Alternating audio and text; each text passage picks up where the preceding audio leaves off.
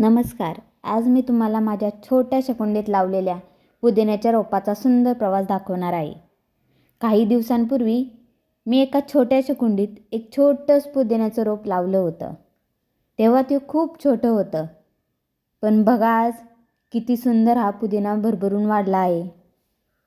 जेव्हा मी हे रोप लावलं होतं तेव्हा फक्त एक छोटीशी सुरुवात होती. माती, पाणी आणि थोडीशी काळजी एवढंच दिलं. दररोज त्याकडे पाहताना एक वेगळीच आनंदाची भावना मिळत होती.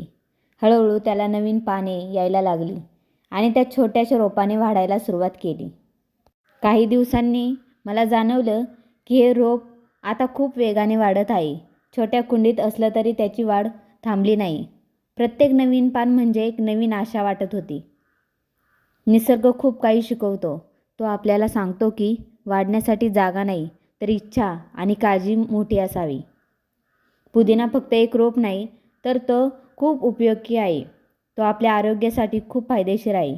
पुदिना पचन सुधारतो, शरीराला थंडावा देतो आणि फ्रेशनेस देतो.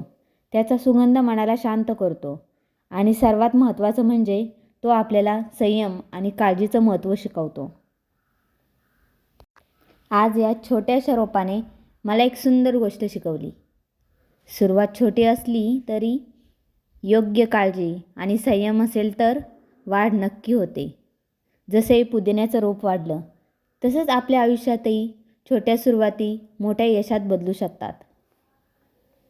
निसर्ग नेहमी आपल्याला काहीतरी शिकवत असतो, फक्त आपण त्याकडे पाहायला हवं. हे छोटंसं पुदिन्याचं रोप माझ्यासाठी एक प्रेरणा बनलं आहे. निसर्ग शांतपणे वाढत असतो आणि आपल्यालाही वाढायला शिकवत असतो. छोटी सुरुवात, थोडी काळजी आणि आज भरभरून मिळालेला आनंद.